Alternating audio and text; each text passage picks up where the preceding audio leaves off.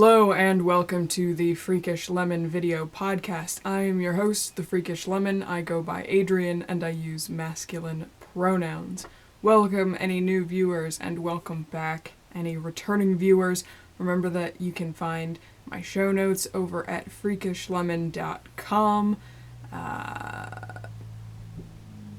There's a group for this podcast over on Ravelry. Just search Freakish Lemon in the groups tabs and you'll find it. And you can find me as Freakish Lemon at Twitter, Tumblr, Instagram, Etsy, and Ravelry, all the fun places, and all the links to those places will be in the down bar below. If you are unaware, this is a crafty things type podcast coming to you from the Northwest Hills of Connecticut, where today, April 2nd, it is rainy. It's making my poor dog very sad. We went out at 8 o'clock this morning, and it was raining. She walked about 6 feet, looked around, turned around, and we went back inside. She was not having the rain. She's very sad about it. So let's start this podcast off with some life stuff. I believe it's only been a couple of weeks since my last episode. I am going to, for the next couple of months, try out, sorry, there's very distracting cars outside, try out doing 2 videos per month. This month, it'll probably just be this episode and my How I Make a Podcast video, because I started working on that. So you probably won't get 2 regular episodes this month, but I'm going to try to do 2 episodes per month for the next couple of months. Which will be interesting because I might also be starting a part-time job this month, in addition to my full-time job. So, we'll see what I do.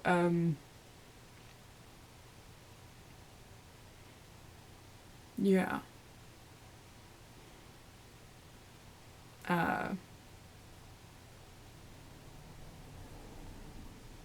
I kind of want to talk about the part-time job, but I don't even know what it really is yet, other than it's actual accounting work. My degree is business administration with a concentration in accounting, and I got hired at the place that I work at now, starting out in accounts payable, and then the company restructured and I got moved into a different department. So I haven't actually been doing any accounting work with my degree, but my aunt works as an accountant and bookkeeper, and has for many years, and she needs at least some temporary part-time help with her accounting job, so she asked if I'd be interested in working part-time doing some actual accounting work. And I figure even if I don't keep the job,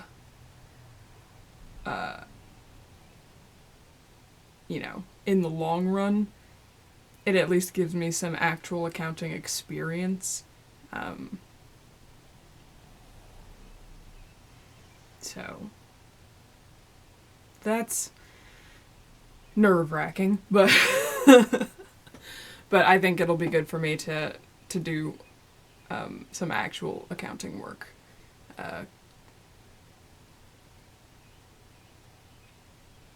Yeah. Especially because my full-time job is kind of crazy town, and nobody's quite sure what's happening with it.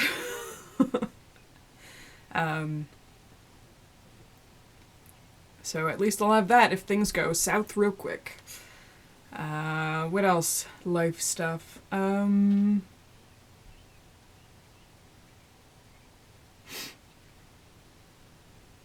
Oh, I'm I have tea this episode. I don't always. It's my Lord of the Rings mug. Because I was doing voice work for my How to Make a Podcast video last night, so it's just going to be warm tea and honey all day today, so I don't tear out my voice. This is Eastern Shore Tea Company, Black Raven tea. It's a blackcurrant black tea. I love this tea company. I don't remember precisely where they're based. Maryland. They're based out of Maryland. They don't sell locally here. They do have an online shop, which is where I bought this batch from, but I would buy their teas at the Renaissance fairs in Pennsylvania and Maryland. I've only been to the Maryland one once, but I've been to the Pennsylvania one a few times, and I always stop by. There's this little tea shop at the Renaissance fair, and they have the Eastern Shore Tea Company teas, and I love their Black Raven tea. It's amazing. They also have, I bought online this, I think it's called the Cherry Moon Green Tea. Amazing. But yeah, I always buy a package of Black Raven and a package of their pumpkin spice when I go to the Pennsylvania Renaissance Fair, because that's... Their teas are amazing. So if you have the opportunity, check them out. What else do I have under life stuff here? 50 points for Slytherin. Katie from the Inside Number 23 podcast is doing a kind of tracking challenge thing with her making versus buying, called 50 points for Gryffindor, and I adapted my spreadsheet to be 50 points for Slytherin, and I thought I'd give you an update on that, to show you how well March went. So March, I earned 48.8 points. Mostly because I destashed some yarn. I added a column for destashing. I don't remember if I talked about this last time, where if I destash 100 grams, that's a positive 5 points. The idea being that if I destash 2 100 gram skeins, that earns me enough points to buy a 100 gram skein, because I'm trying to bust stash. Unfortunately, the yarn diet did not hold. One thing that I knew was coming in, because it's part of a fiber club, and the rest you'll see in new stuff, but I'm down negative 40 points, so my total for March is a positive 8.8 points. My current running total is negative 102.3 points. Yep. I know she talked about maybe reworking the point system. So we'll see what happens if she does that, because I'll probably adapt something closer to what she does if she kind of finagles the points a bit. But I mean, hopefully there won't be any purchasing in May, June, or July. I know there will be in April, because I will be going to the Connecticut Fiber Festival. Though my plan is to only buy, if it's available, dark alpaca fiber, because I have lots of light-colored 2 ounce, 1 ounce, 2.5 ounce spun-up alpaca. I want to do something with it, and I only have, I think, a total of 2.5 ounces spun up of dark-colored alpaca, so I want some more dark-colored alpaca for that project. That's the goal, is to only buy dark-colored alpaca roving, or fiber, or whatever. That's the goal. We'll see how well that holds once I actually get there, but that is the goal. So that shouldn't put me back too many points in April as long as I keep finishing things. And we are going to cross our fingers that May, June, and July I don't buy anything. I might receive some things because I did pre-order some stuff. But, yeah. And here I'm going to announce our Ravelry group has reached 100 members. Yay! I have a 100 member group giveaway up on the group. You must be a member of the group to enter. It's real easy to join and it costs you nothing. So, do that. And for the group giveaway, I am giving away these 2 skeins of Mrs. Crosby Loves to Play. You can see Penny got to the label on this one, which is why it's skeined differently, because I washed it, because I didn't know how much she slobbered on it. This is the carpet bag base, which is 80% superwash merino wool, 20% silk.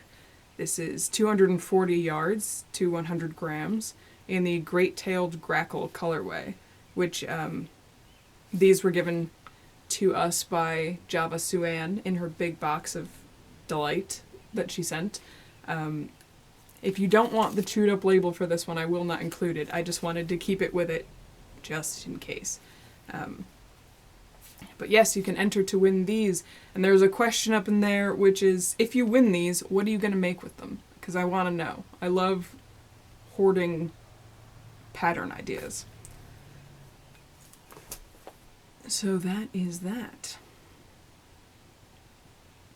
Anything else going on? Penny, the puppy dog, hurt her back a couple of weeks ago.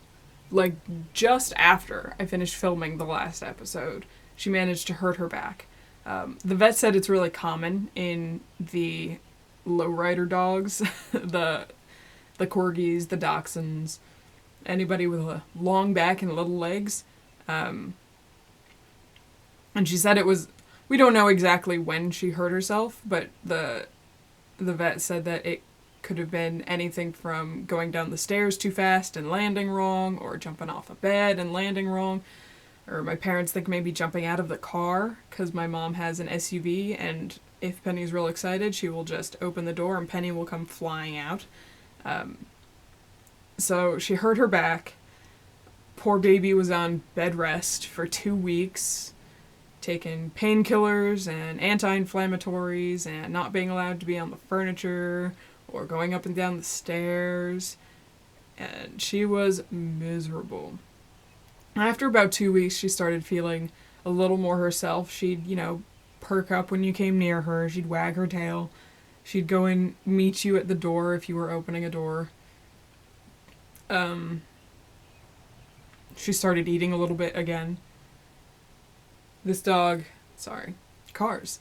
This dog, when she doesn't do anything active, she does not eat. And she's a picky eater at the best of times. So for those 2 weeks, we were literally shoving food into her mouth to get her to eat because she couldn't do anything, so she wasn't going to eat to get the energy to do things when she couldn't do anything. That really stunk. But she's been doing better now. Honestly, right now, she seems like she's back to normal. She's technically not supposed to be going up and down the stairs or jumping up and down the furniture yet. We try to, especially the furniture, stop her from doing that and from coming down the actual staircase. We'll let her go up and down the little stairs. There's little stairs pretty much at all points getting in and out of the house or going down into the family room. It's just 3 steps. We'll let her go up and down that because, if she has a problem with that, then that's good to know.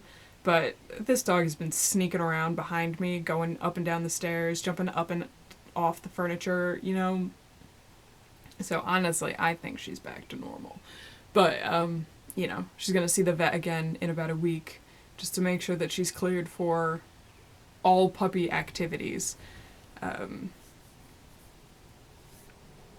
that's think that's everything. So we're going to move on to the knitting stuff. So the knitting stuff, I have a whole bunch of FOs, which is crazy.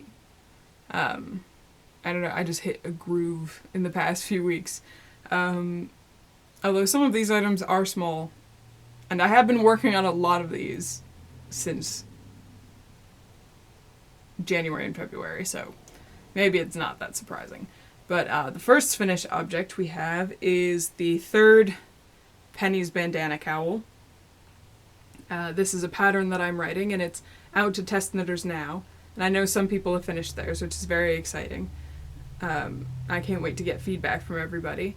This is out of Joanne's Sensations Cuddle Muffin, which is 70% acrylic, 30% nylon, in the 3270 white turquoise gray colorway. This is leftover baby yarn from when a friend of mine was having babies a few years ago. I knit this on US 1 2.25 millimeter clover circulars,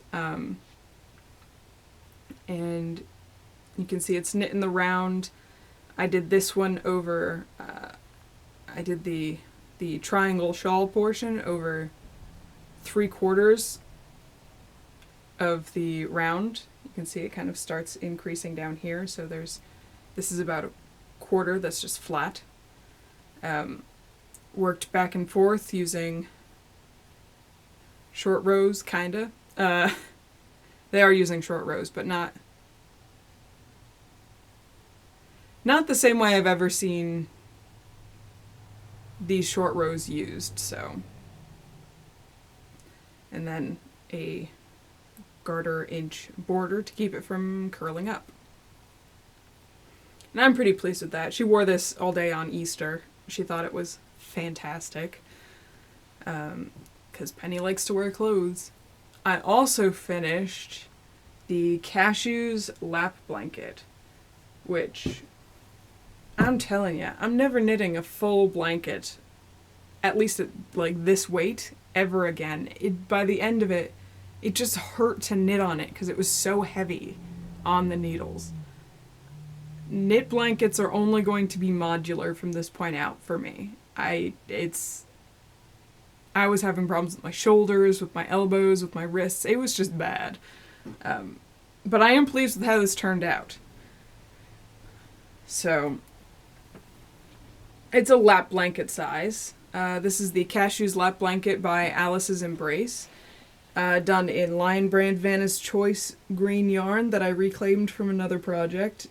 I used US 11 8mm Boy aluminum interchangeables, and I held the yarn double. And it's just this simple, like, waffle pattern blanket. I don't know if I'm going to keep it or if it will be a gift to someone, but either way, it is done. I am done with it. I can put that in the blanket pile. Because I'm anticipating doing a bunch of blankets this year. I have a ton of acrylic and acrylic blend pieces that I don't want to really use for anything else. I also finished a pair of socks. These are my Rock Candy socks. These were knit in Lion Brand Sock Ease, which is 75% wool, 25% nylon in the Rock Candy colorway, with contrasting heels of some possibly Patton's black. I don't know. I lost the tag ages ago. It's actually a thicker yarn than the Lion Brand yarn, but I mean, for heels, that's not bad. I knit these on US 0 2.0 millimeter Knitter's Pride Nova DPNs, which were the little 5-inch ones, which I don't think I'm really going to be using all that often, especially for socks.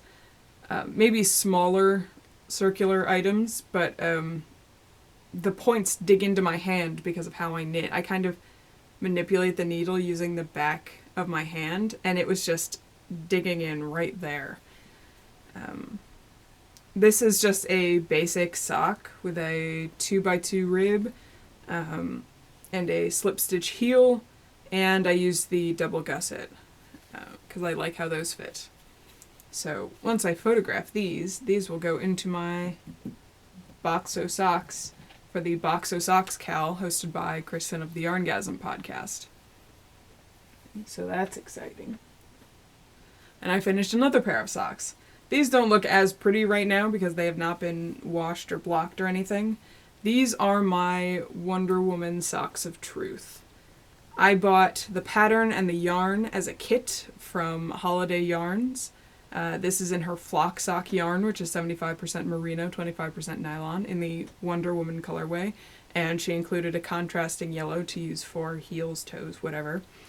I knit these on US 0, 2mm Chiaogu red lace circulars. It's a toe-up sock pattern. I like to do toe-up socks on Magic Loop, cuff-down socks on DPNs. And this is a paid-for pattern. But I like how they turned out, but I don't think the variegated yarn is the best option for this pattern. Let me pull one of these socks off. Because there is some knit and purl design here. You can see there's a purl ridge that goes up the sock. And then there's two triangles and the Wonder Woman logo. And you can barely see the Wonder Woman logo. It's very hard to make out in this variegated yarn. I think if this was more of a tonal yarn or a solid, that would work much better. So if you are going to knit these socks, I would recommend using a solid or a tonal, at least for the leg of the sock, where the patterning is. I just don't think the yarn she dyed for the kit and the pattern for the kit really go together.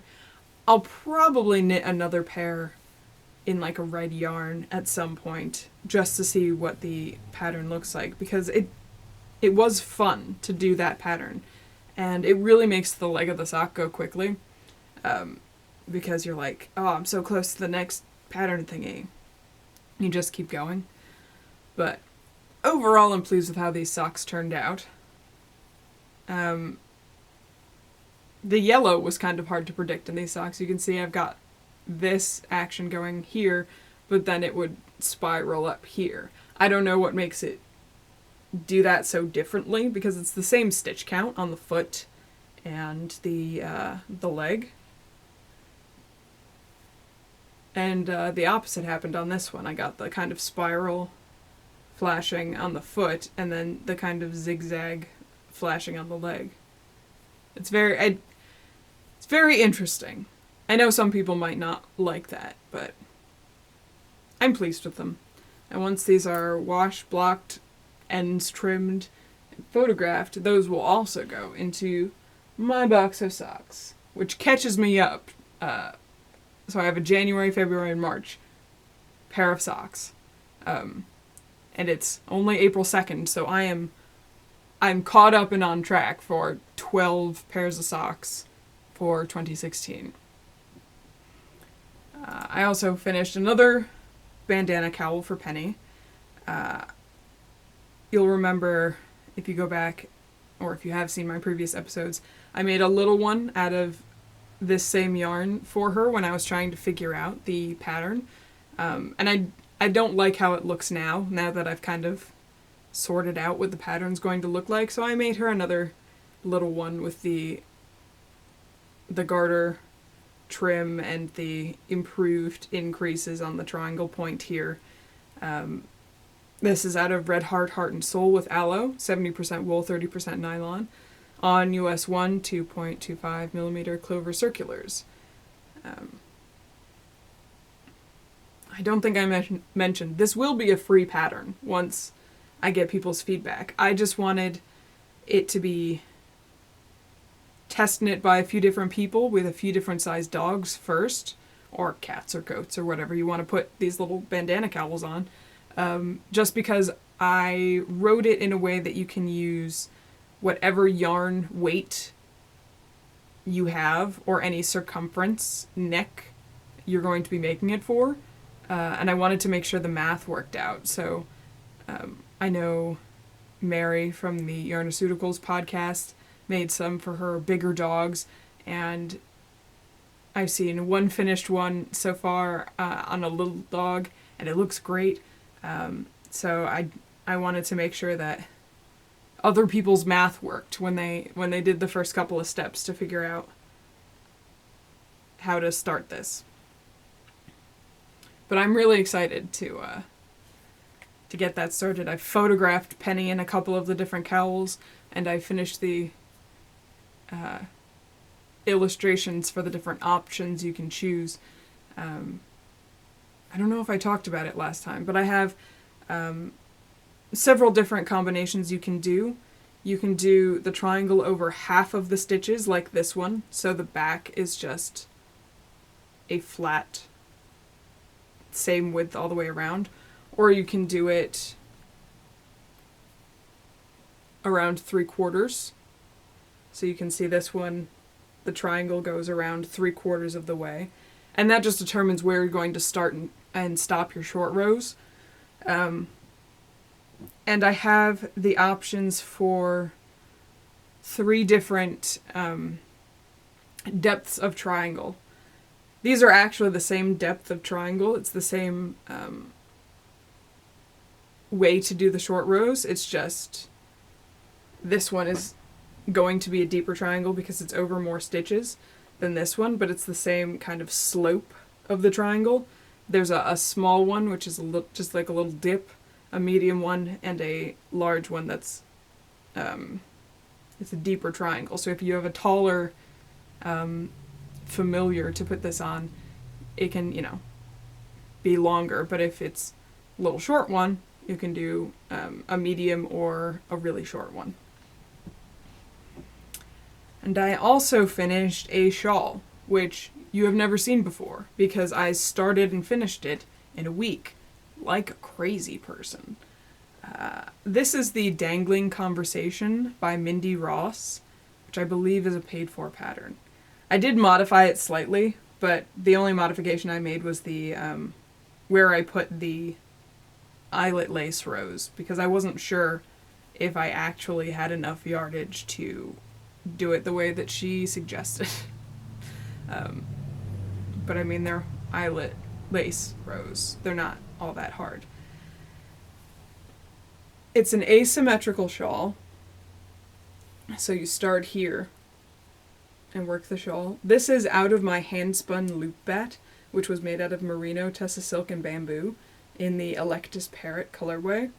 I used US 7 4.5 millimeter Boy aluminum interchangeable circulars, and I love this gradient.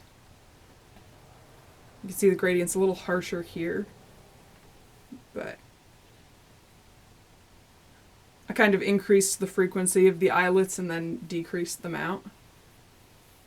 I love how this turned out.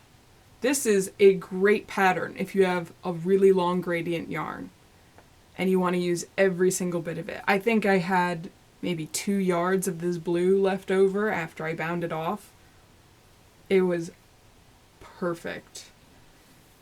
Let's see if I can put this on. I haven't quite perfected how it goes yet. But I can actually get this around my neck twice.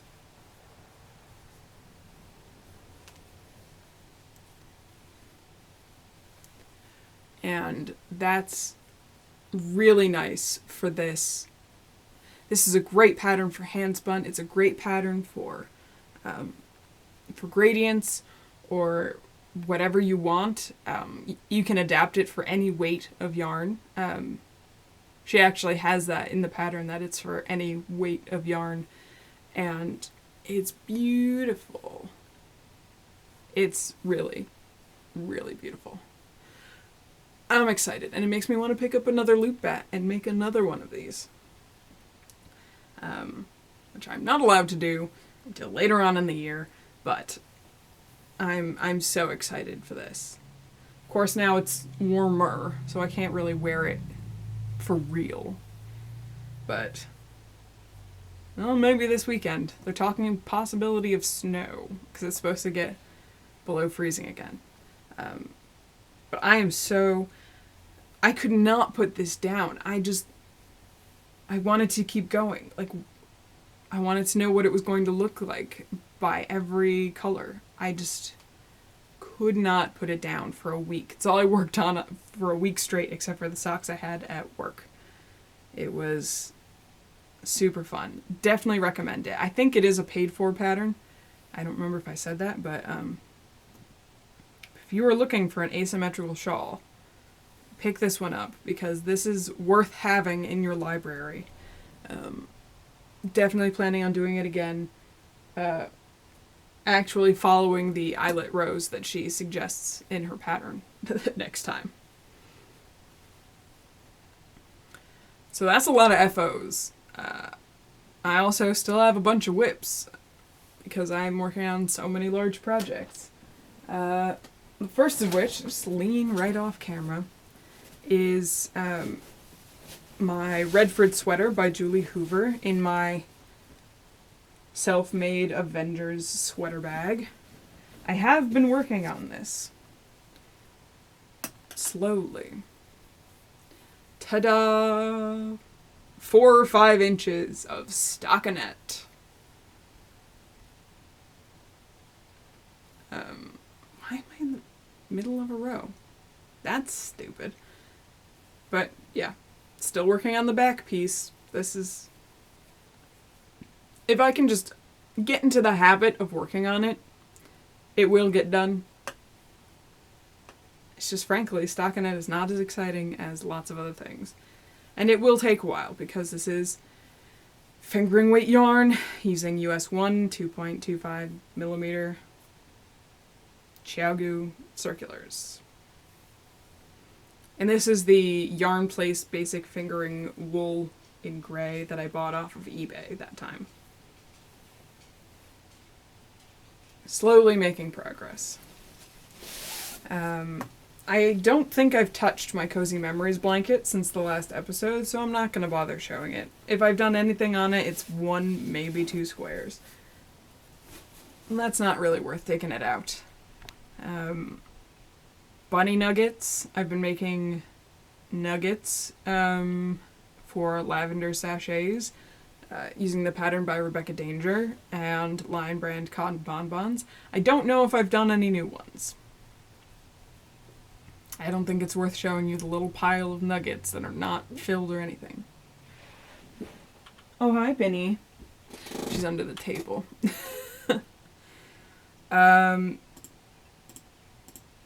I did start, I don't think you saw these last episode, a pair of blueberry waffle socks using the pattern by Sandy Turner. I'm using Plymouth Yarn Happy Feet, which is 90% merino, 10% nylon in the splash speckled colorway. I'm using US 0 2.0 millimeter Xiaogu DPNs. I'm kind of really liking the 64 stitch socks on size zeros. This is nice and cushy, and this yarn is fantastic. Look at all those different color speckles in there. It's very fun to be working on this.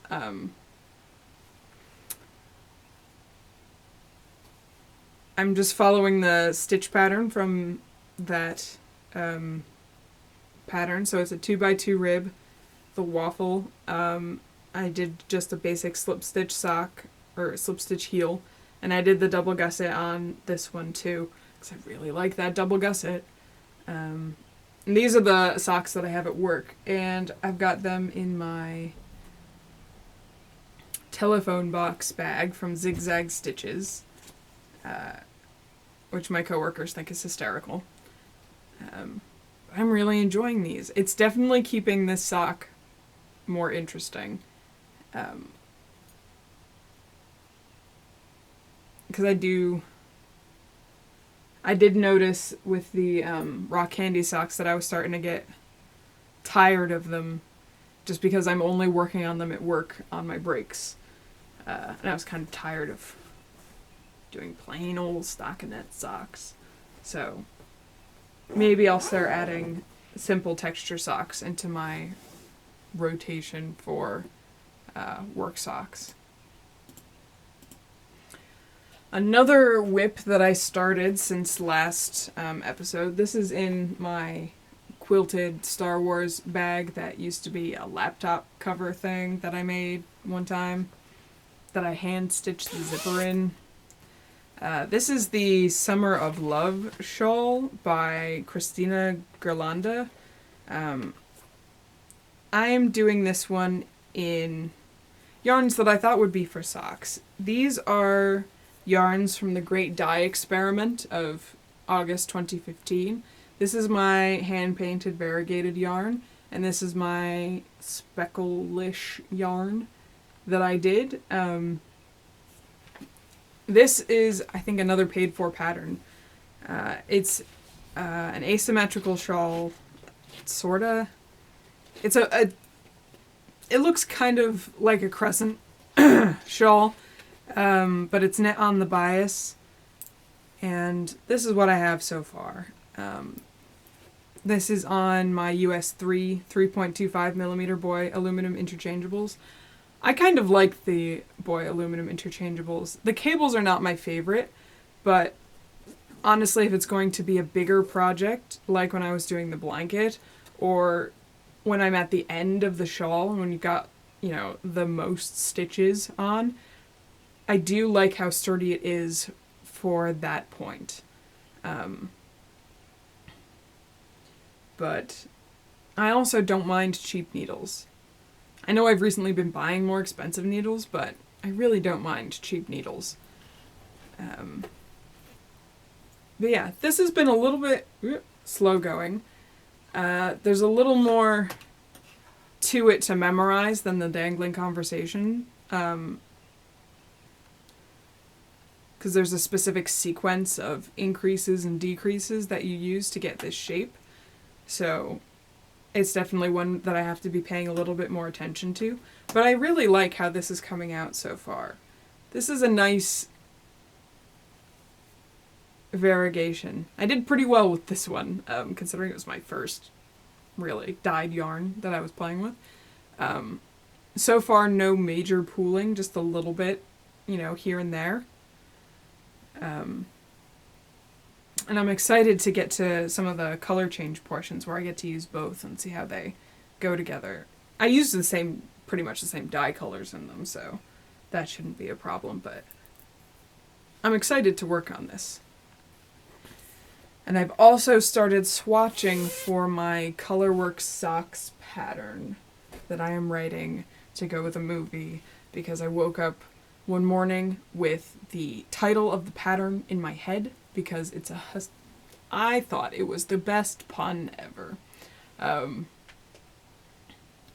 But I'm not going to show that until I have at least one pair of socks actually done. I've just been swatching because I was waiting for a specific color to do the color work in. But it's very exciting. This will also be a free pattern, just because it's going to be a basic sock with a color chart, and I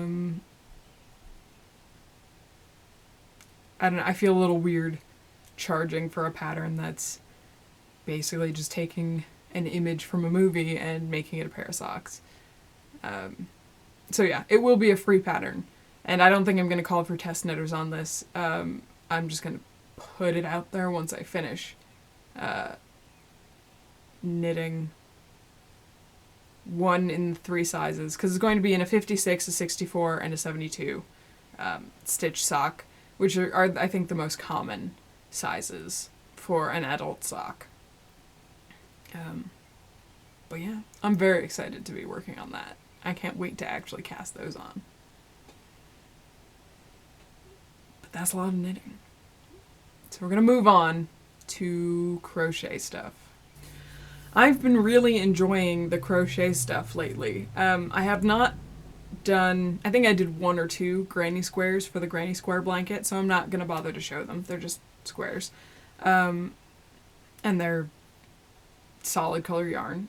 It's more exciting when I have a whole bunch of them to show. But I did make some progress on my roll top backpack, which is the backpack I'm making to be used at yarn events. That was the hook. This is using the roll top backpack pattern by Sarah Dudek, which is a colorwork pattern, but I'm doing it in plain old brown Lion Brand Fisherman's wool.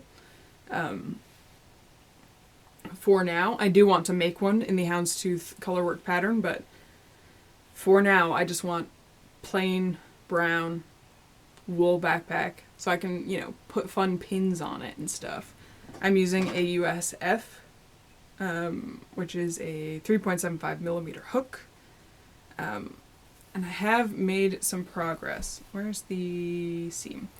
You can see this seam here. I started doing the rounds as solid rounds, but since I'm not doing the color work, and I was losing count of how many rounds I was going to be doing, I have this problem with doing crochet in the round where you actually are doing flat rounds instead of a spiral, where at the start of the round or the end of the round, I tend to increase by 1 stitch, which is a problem. And I didn't want to bother with the counting. And since I'm not doing the color work, I started a couple of rows ago just doing the kind of amigurumi, just spiral. So it'll be the same number of stitches all the way up until I reach the end. At which point things get really interesting, because then I get to figure out how to do the straps, and the straps for the backpack, the straps for the roll top, and I kind of want to figure out how to do a couple of pockets on this, since I will have plenty of the fisherman's wool. So I'm excited. This is now my TV project during the week, because it's just going in a circle. There's no thought involved. Just single crochet forever. And that is a paid-for pattern, but it's a paid-for pattern because of the color work and construction. But I mean, the basic shape of the backpack is a flat circle with a tube. So there's no secret sauce there if you're not doing the color work. I also started a new crochet pattern. Since I finished the cashews lap blanket, it's time to start another blanket so I could use up a bunch of this acrylic and acrylic blend yarn. So I started doing a granny stripe blanket. This is by Lucy of the Attic 24 blog. Oops, I just pulled out a stitch. Oh well. I'm using a USI 5.5 millimeter hook. It's a rosewood hook that I bought at Joann's on clearance. And this is what it looks like so far. Just a couple of stripes. It's mostly going to be in blues, greens, and browns. I do have some purple that's going to go in to one of these. I do have some whites and off-whites and grays, but I'm just playing with colors and see how they look together. And yes, I forgot how much this is a thing. If you get away from a craft for a while and come back to it, you always forget how much you like doing it.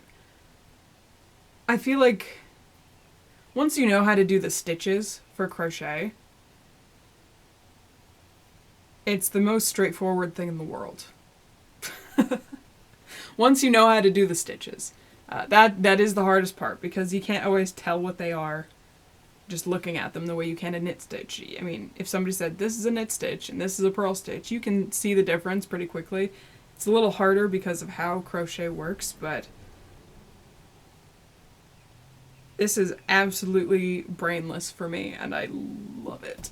And when you're doing something like a blanket, you want to be able to just pick it up and go. You don't want to remember what you're doing. You just go.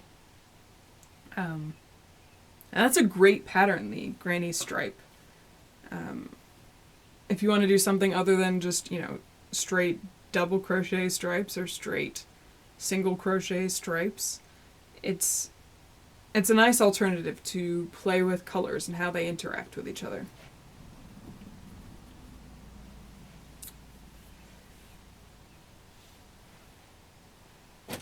And yeah, that's all the crochet.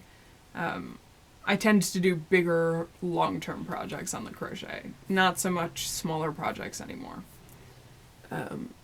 Unless I'm making Christmas ornaments. Then I do a bunch, but we'll see what happens. So let's move us on to fiber stuff. I have one finished object, which has been in the background the whole time. I finished my weird goblin thing. You can see it's no longer a completely horrifying fish head looking thing. It's got the pointed cap. I added some stubby legs. I did trim out this like skirt thing a little bit. And I added some stubby arms. It's not the best, but I kind of like how like weird and rough looking it is. Still has a pretty kind of horrifying face, but that's alright. It's a little fey goblin thing. And this was inspired by an illustration by Brian Froud, who I absolutely love. If you're familiar with The Dark Crystal or Labyrinth, he's the guy who did the like character design illustrations for those things. So yeah, little needle felted fey goblin thing complete. I think I'm going to put the needle felting away for a little while. Just because it doesn't feel like that's a priority for me right now. Other things I've been working on, I'm still combing my mystery wool, but I took a break from it for a while because of my shoulder. I still haven't finished spiral plying that bronze and blue art bat art yarn yet. I did start some new spindle spinning because I'm taking a break from the wheel for a while just because I need to knit with some hand spun. But I figure spindle spinning's going to take me longer to do anything substantial with, so that's fine. I had made up these rolags on my blending board. Let me grab one of them.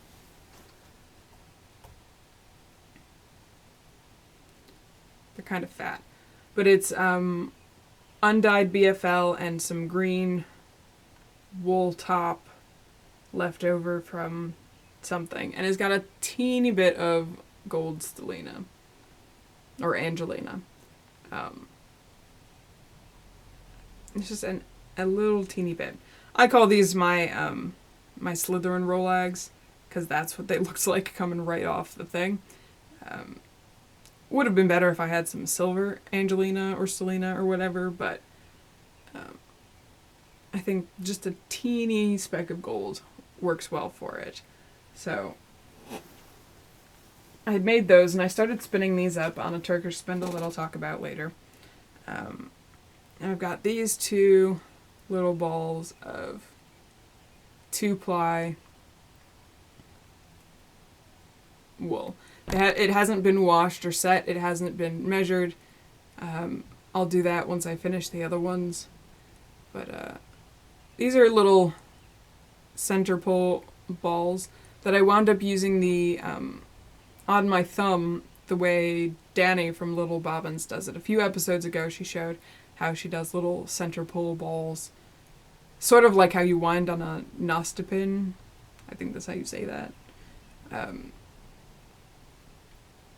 So I decided to give that a go while I was watching TV, and that's a nice way to manage little bits of hand spun before you can, skein everything together. I had that in my Once Upon a Corgi glow-in-the-dark Star Wars fiber bag, which has this really sort of soft, smooth, satiny stuff inside so that the fiber doesn't catch on stuff. And sewing stuff, I kind of dropped off the wagon for sewing stuff with my Hawkeye quilt after Craft for 20 because I was getting to a point where I wanted to spend more time on it, but I haven't really spent that much more time on it. I did cut out the batting, and I sandwiched together all of the tops, backs, and batting, because this is a quilt-as-you-go quilt, so everything is in pieces and will be sashed together. So everything is in a stack. So going forward, I need to baste them, quilt them, trim them, sash them all together, and then bind them. So I'm at that point now where I could start doing quilting for 20 minutes a day again. Whether or not I will is another story. This is a thing that happens to me with quilts. I work on them steadily for a while and then drop off for a while, and then steadily for a while and then drop off for a while. I did, however, finish my little test mug rug thing. These are the little test squares I was doing to get used to free motion quilting on my machine with the embroidery foot, which is a very, very strange thing to be doing if you're used to just sewing straight lines with your feed dogs up and everything. It's very strange if you're not used to freeform anything. So it's just 4 little quilted squares that I sashed together. I sashed these 2 together, and then these 2 together, and then across here, which I had to redo. Somebody did ask me at the New York Knit Nerds meetup why I thought I had to pull them apart, because she had trouble seeing where the error was. If you didn't see where the error was, these 2 lines, this one and this one, did not line up the first time I did it. It was a 1/2 inch off. So this one came down straight, and then this line was actually over here, and it didn't match up. So if you were confused on why I had to redo it, it's because these didn't line up. This came across fine, but these 2 didn't line up close enough for me to be happy with it. The backs are hand stitched on instead of machine stitched. And then this was just kind of flapping in the breeze without a binding for weeks. So last weekend I decided I'm just going to take a few minutes, find some leftover bias tape from something, and just throw a quick binding on it just to get this finished. Because this is just going to be a mug rug for upstairs in the craft room. So it doesn't have to look perfect. So this is just some blue bias tape that I found in a drawer. Sewed it around, and then I did do the back machine attached. You can see there. Just because I knew I could do it with the bias tape. It doesn't turn out as well for me to do the machine back, because what you do for that is you stitch right in the ditch, and theoretically it catches the flap on the back. I can do it with the bias tape because the bias tape is machine made. It's perfectly straight all the way down. When I make my own binding, that is not the case. No matter how straight the ruler is, I'm not so good at straight lines. You can see this is not a perfect square, so I'm not good at straight lines. So with the bias tape, it doesn't look awful. It would look better if I had matching thread, but since this was a practice thing, I just went with white so I could see where I goofed everything. But I did improve stitching in the ditch. There was only a couple of spots. I don't know if you can see it because of how bright the lights are, but there's a couple little spots there where I went over onto the bias tape. But overall, I managed to actually stay in the ditch for most of this, which was very exciting. So this little mug rug is done, and that will go up in the craft room. And that's really it for sewing stuff. I haven't really done any other sewing, and I haven't started a new cross-stitch project yet. It's in the back of my brain, but not yet. So I'm going to quickly move us on to new stuff, which I have a surprising amount of this episode, unfortunately. Or fortunately. I hadn't anticipating spending this much money, and I do have more needles coming. And I didn't write it down here, but I did pre-order mustache yarns yesterday at 5 o'clock in the morning, Eastern Standard Time. I did. I saw the preview for Mustache Yarns. She did some variegated self-striping. It's self-striping, but the stripes are not completely solid, for R2-D2 and C-3PO in OCD sock skeins. And you could pre-order for R2-D2, C-3PO, or one of each. And what I did is I ordered the OCD skeins for R2-D2, went back to the shop, pre-ordered the OCD skeins for C-3PO. So instead of getting one 50-gram skein of each, I ordered both full sets of R2-D2 and C-3PO.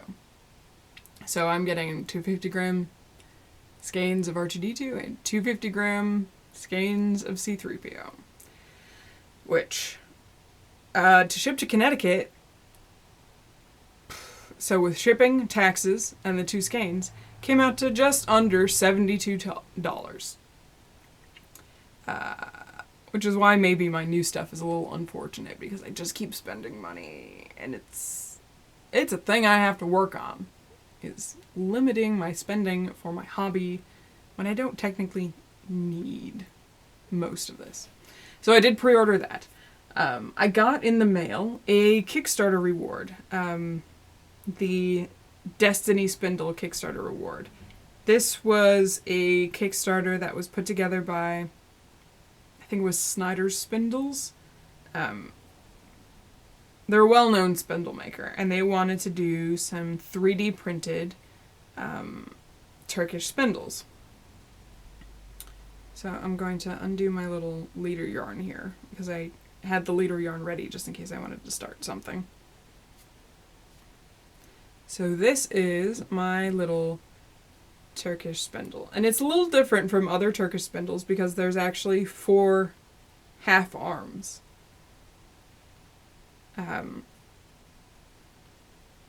So each of these black ones is one piece, and each of the purple ones is one piece. And it's got these little weights that screw in the end. You can remove 2 of them or all 4 of them. I like having all 4 weights on there. That really balances it when it spins it for me. This is a dream to spin with. It's a little pain to get started on because I tend to do that and the little arms come off.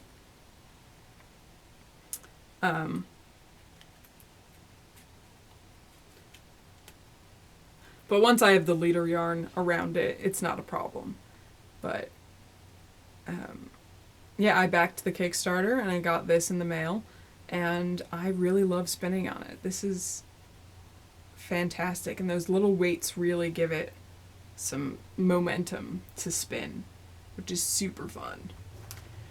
I also got my second shipment of the Rare Breeds Club fiber from the Knitting Boutique. This month it was 100% Dorset, which is, you know, a white, undyed wool. This is the fiber I mentioned before that I knew was coming, but kind of half forgot about it. But I still haven't touched the other braid, but I might spin those one after another, or maybe in conjunction with something else. I don't know. I always make plans for the fiber and then change my mind later. I also bought some needles from my local yarn store. They had an Easter egg hunt for Good Friday, Saturday, and Easter, where you would go into the shop and you would find an Easter egg, and you would have 1, 2, 3, or $5, I think. Shop dollars. So, that were good until the end of April. I used them right away because I went in there looking for a specific yarn. They didn't have it, but I wanted to try these needles. And I figured might as well pick up an Easter egg and get a couple of free dollars out of it and get a discount on some needles. So I bought US size 0 Knitter's Pride Dreams. I bought the DPNs and I bought the 32-inch circular. And I think I'm going to knit I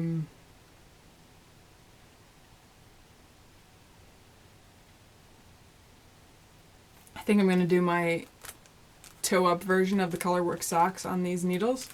Yeah.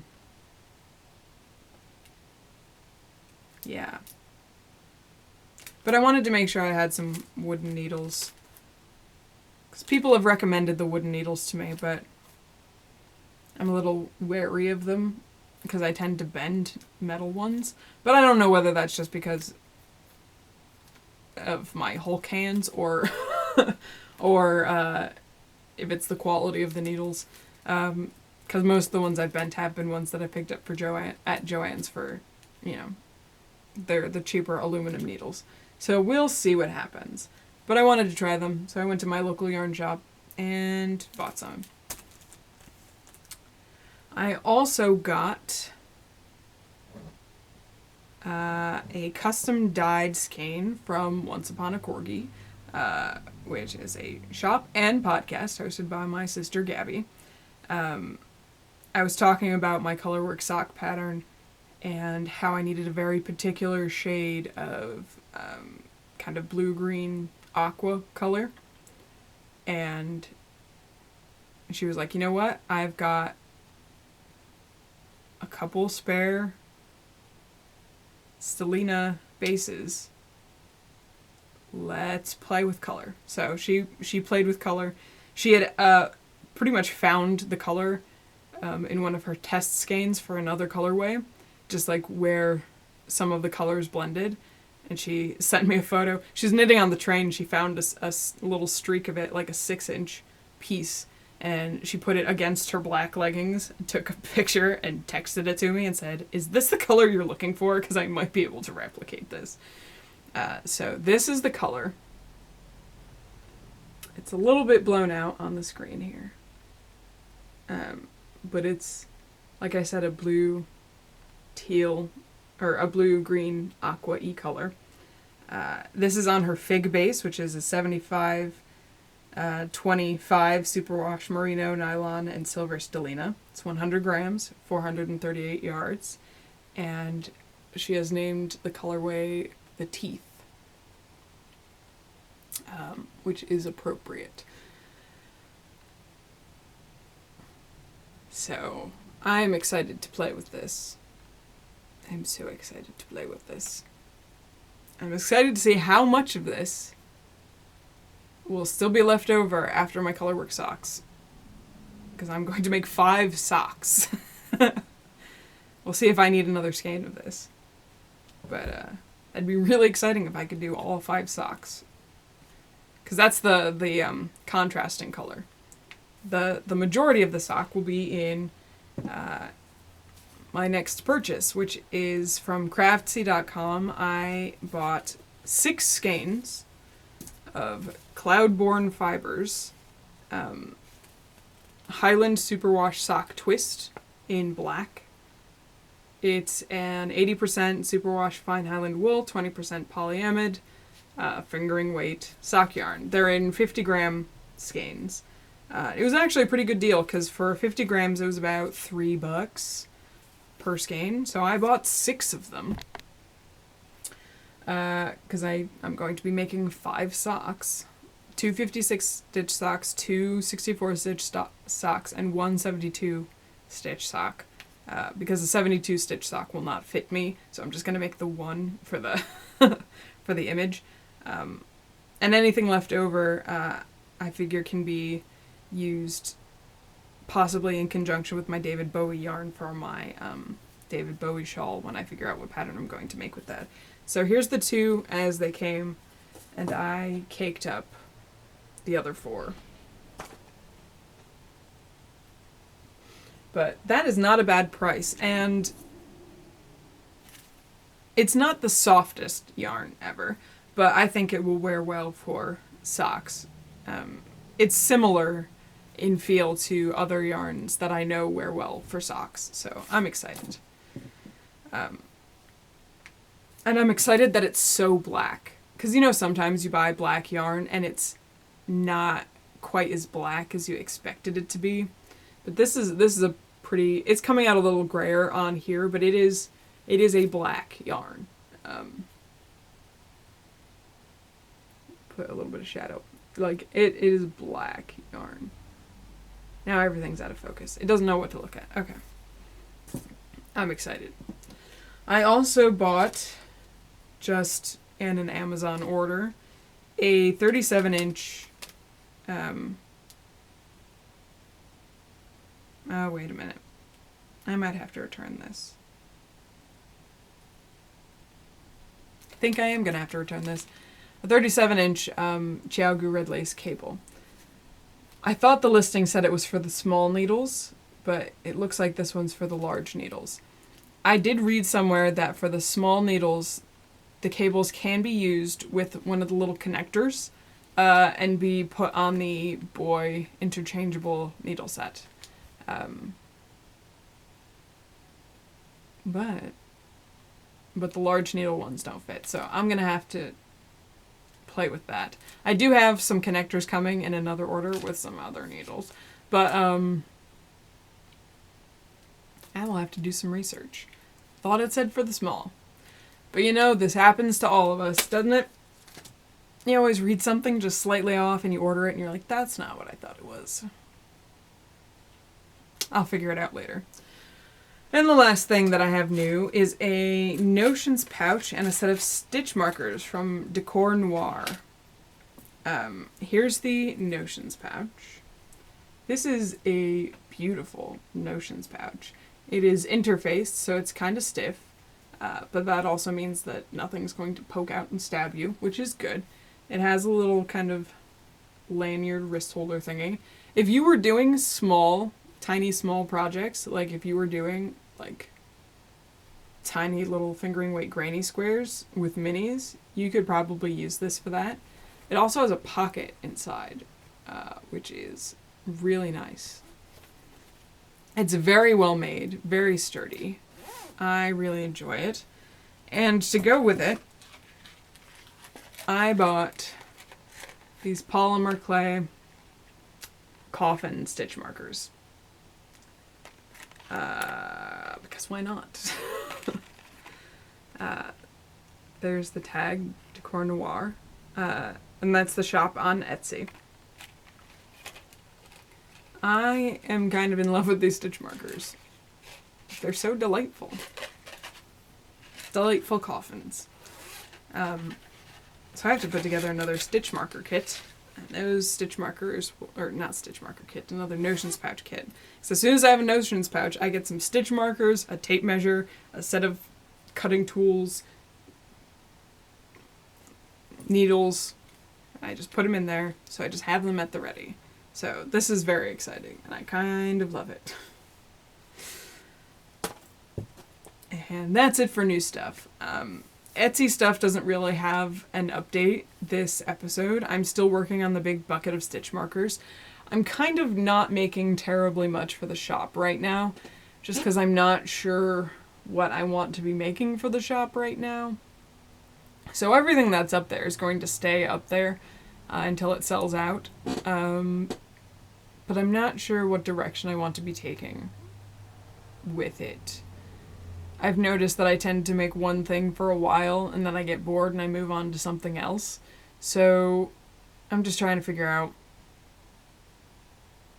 how to make it a sustainable hobby income. Yeah. I'll let you know more when I have more figured out for it. So for other stuff, we are going to draw prizes for the Start Something New 2016 Cal. This was a Cal I was hosting, a long craft along, whatever along, from January to the end of March, where you would start something new. New project, new pattern, new yarn, new technique, something new to you. And I closed that thread the other day, and we are going to pick winners, which is very exciting.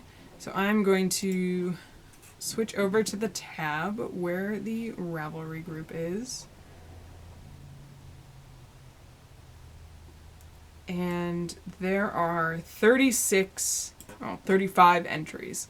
We're not counting my first post. And there are 3 prizes that I'm drawing this for.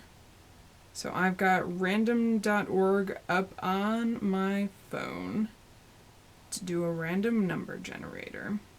So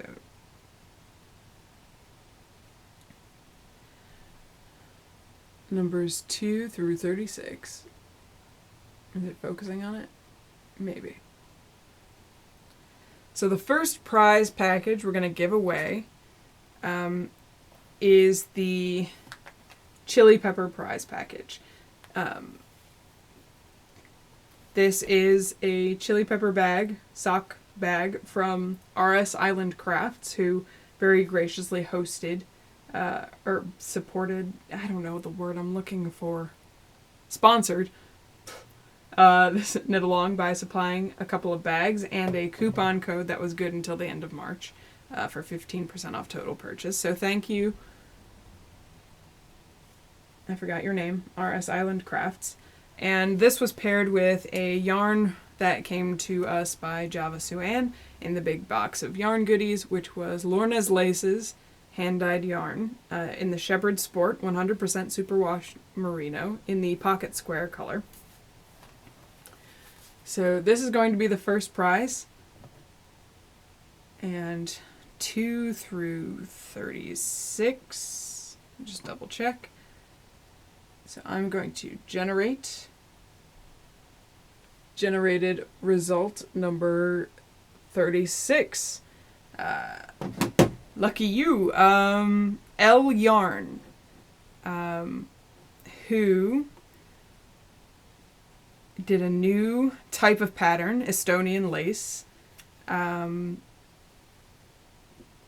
which is very exciting. I don't know if I've ever done Estonian lace. And a new to her, I think it's a her. L is usually, yes. A new to her yarn, which was a cashmere silk blend by Saracen.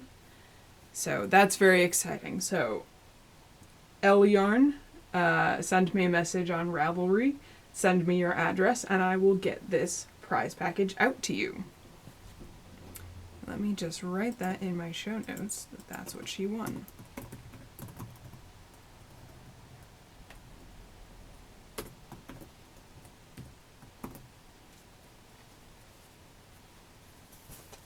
So the next prize package is also from RS Island Crafts. It is a Star Wars sock bag, and she sent some Lana Mundi Yarns Silver Spun, which is 87% combed cotton, 11% silver, 2% lycra, 50 grams, 173 yards. So we're going to hit generate on this again to get a second result. And that is result number 22. So let's find entry number 22.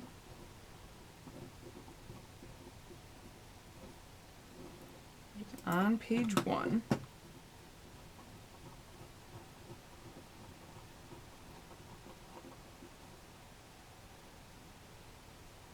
And this was Holly Dav, who did 4-color color work for the first time. And that's very exciting.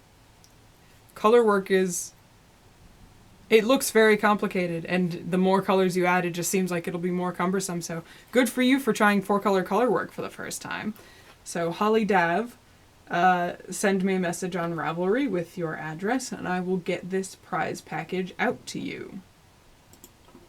So let me quickly write that down in the show notes. Holly Dow.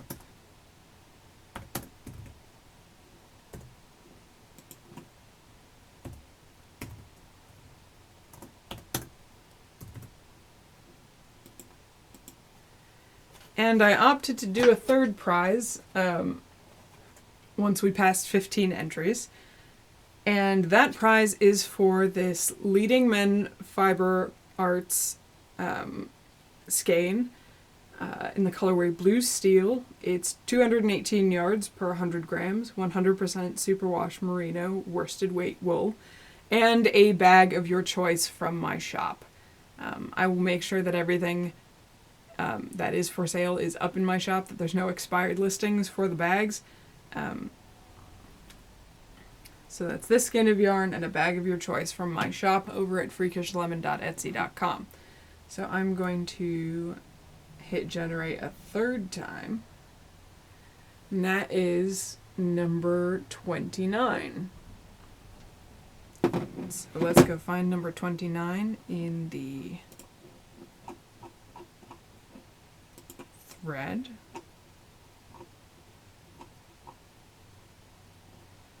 '29 is Yarn Taxi Driver, who for the first time used local indie dyed yarn and the first time knitting a shawl. So congrats, Yarn Taxi Driver.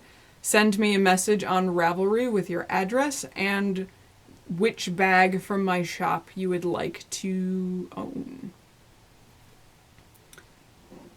Let me just...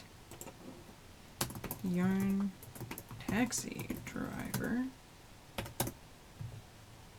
Number 29. So congrats to all the winners, and congrats to everybody who started something new. It can be really daunting to start something new if you've never done it before. You know, different stitches, different types of knitting, different crafts. It can be really intimidating. So congrats to all of you who entered and took a chance on something new. So now onto my regular other stuff. Stuff I'm watching. I'm watching Supergirl, which was really good this past week because there was a crossover with The Flash, and that was fantastic.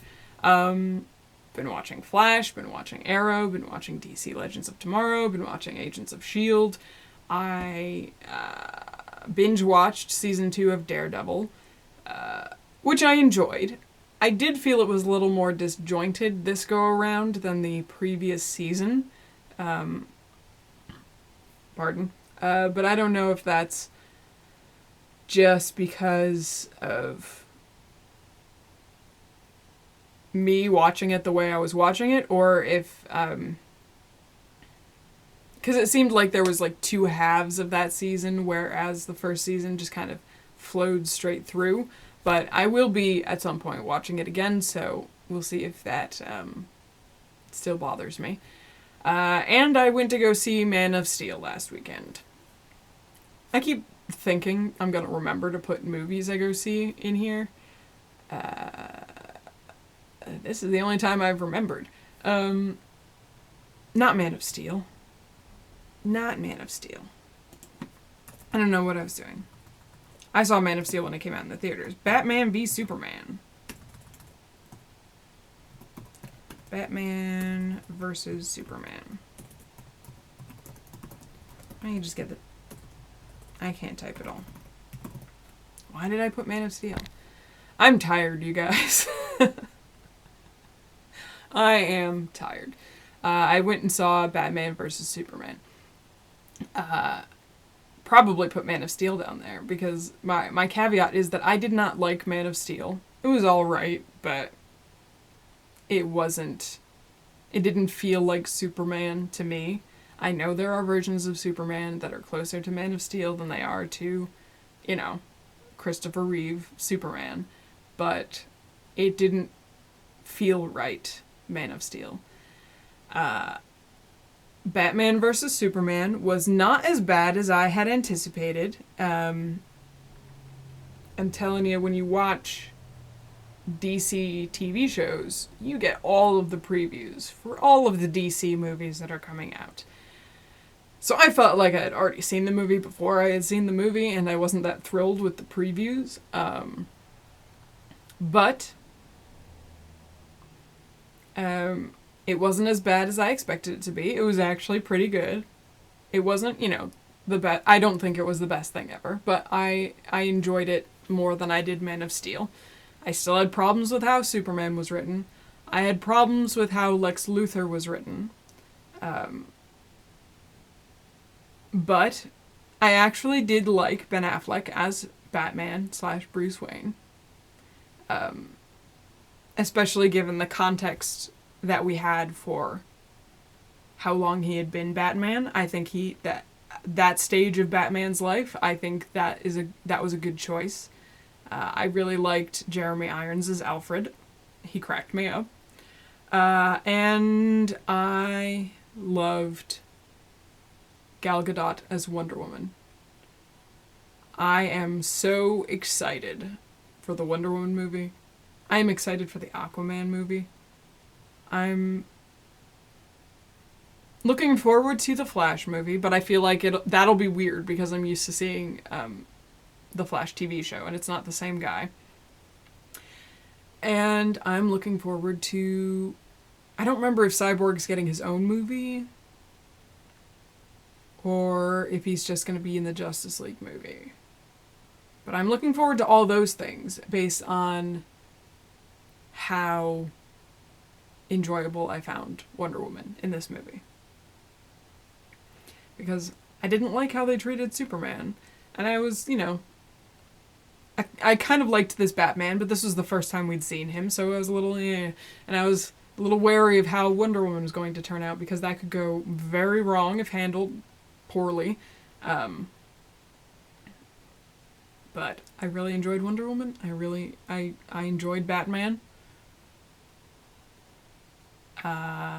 If you didn't like Man of Steel, and really hated Man of Steel, I wouldn't go see this one. Wait until it comes out on Netflix. But if you like Wonder Woman, you might wanna go. You might want to go see it. Stuff I am reading, which I am tracking on Goodreads if you want to follow along with me. I finished... Where is it? This book. Star Wars: The New Jedi Order Agents of Chaos 1 Heroes Trial by James Luceno. It was pretty good. It was definitely a book that probably should have had some other context, but I managed to pick up the clues well enough that I wasn't completely lost.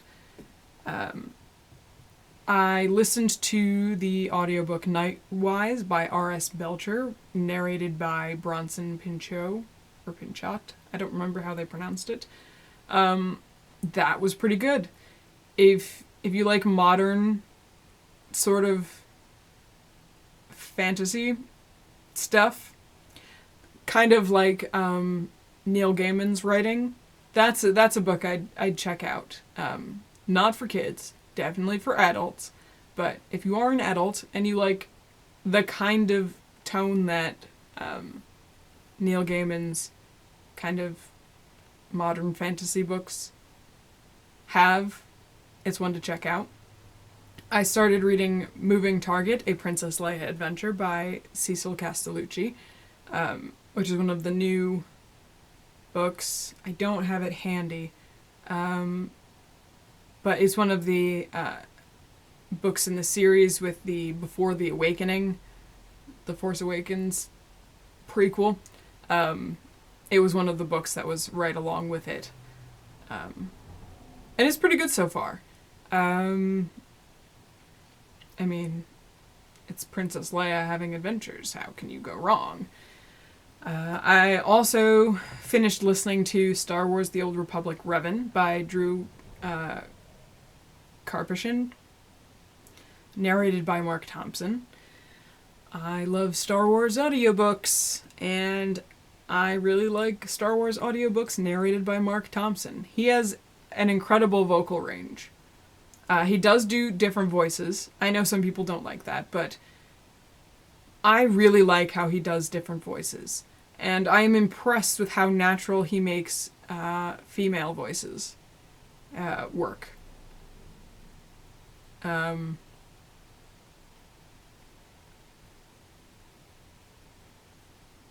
I'm very impressed, and I like the categorization he has for the different characters in his voice. Different accents, different tones, soft-spoken, loud-spoken, guttural, you know, different. He's very skilled in doing the different voices. And I started listening to the last of the Star Wars Old Republic books, Annihilation, also by Drew Karpyshyn and narrated by Mark Thompson. I will be very sad when I finish that series. I am loving it. The 4 books in the series are not really directly connected, and they take place in like a different time period to each other. They're all over the place. They're not sequential. They might have characters in common, but they're usually not main characters in common. Like, they'll just mention this Sith Lord that was the antagonist of the previous book, but he died 100 years ago, and this is the remnants of his fleet that he built. It's super fun. Especially if you are an Old Republic or Knights of the Old Republic fan. Which I am. Stuff I'm playing. I have not played LEGO Marvel Superheroes in weeks. And I haven't played Star Wars Knights of the Old Republic since my binge play a couple of weeks ago, when I played for 8 hours.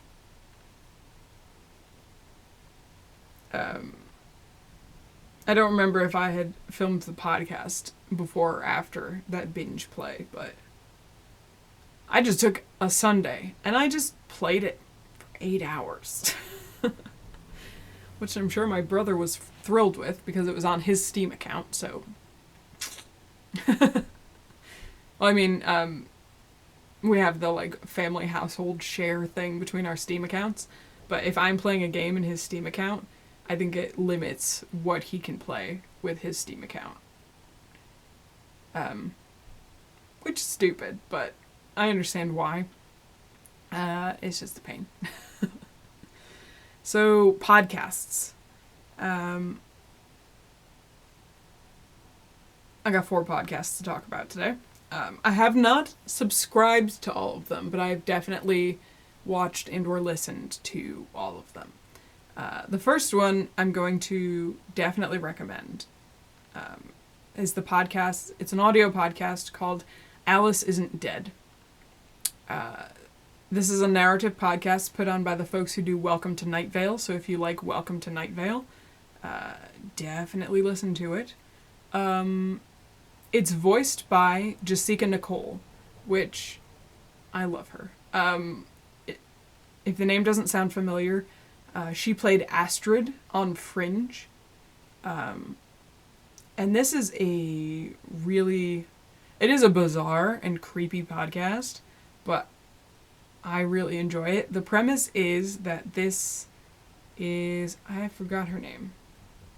I forgot the narrator's name, but she is a truck driver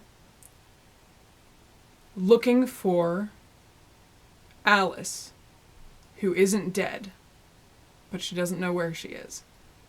And it's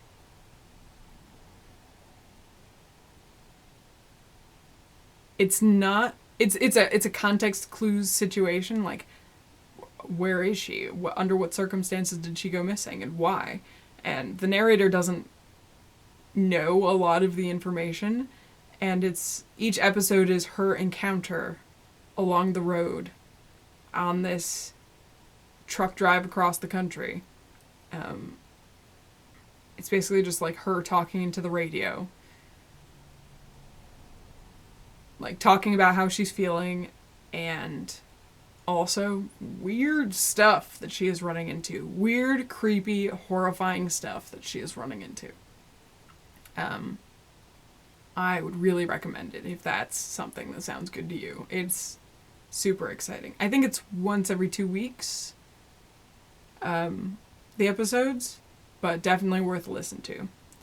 I watched some episodes of the Holland Handmade podcast hosted by Aaron, which I liked. I'm trying to at least see a few episodes of podcasts that I hear recommended multiple times by different other podcasts that I watch.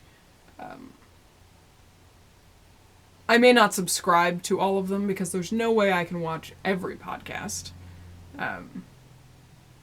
But I definitely want to get a feel for the type of podcasts that people are watching and people are listening to. So I watched some episodes of the Holland Handmade podcast and I liked it. I also watched a bunch of episodes of the Brooklyn Knit Folk podcast hosted by Jacqueline. I didn't write down a name here. I think it's Jacqueline. I met her at the New York Knit Nerds meetup. Awkward. I'm awful with names. That is one that I subscribe to. I really like our podcast. I can't really point to anything specific, but I do really like seeing the projects she's working on. And yeah, I did subscribe to her. And another podcast that I'm watching all the episodes of is The Natural Needler, hosted by Nina. She has 10 episodes on YouTube, but the last one was a while ago, almost a year ago, I want to say. I don't know if she's planning on doing more episodes or if that's it, but I definitely recommend it. I love her enthusiasm for the craft. She loves color. She loves trying new things. She's fully willing to admit, she's like, I screwed this one up. I had to rip it back, that kind of stuff. And she loves the craft. You can tell that she loves it. And it's just really fun to watch her stuff. And it just cheers me up because she's just so excited. And like, she loves every bit of information she can get her hands on. Like, she did color work stockings for, I think, the Christmas of 2014. And she had never done color work before, I think. Or she hadn't done that particular kind of color work before. And so she talks about, like, she watched all these YouTube videos, she read these books, and she's great on resources. She has, like, a whole library of books, and she loves doing the research for doing new things. So, and she loves to share that with people. I haven't checked out her group, I don't think, but if they're still active, I'd go over there and check it out, and definitely watch her episodes. There's 10 of them. So that's really not that big of a time suck if you space them out. But I definitely recommend The Natural Needler. I think that's going to be it for this episode. So show notes and everything are going to be over at freakishlemon.com. Sorry, I'm shaking the table and the camera's moving. Show notes and links to everything at freakishlemon.com. Come join the Freakish Lemon video podcast group on Ravelry and enter into the 100 member giveaway. You can follow me as Freakish Lemon on Twitter, Tumblr, Instagram, and Ravelry, and you can see my shop at freakishlemon.etsy.com. The links to everything will be in the down bar.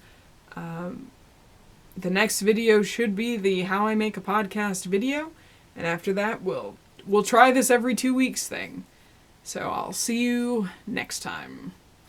Goodbye.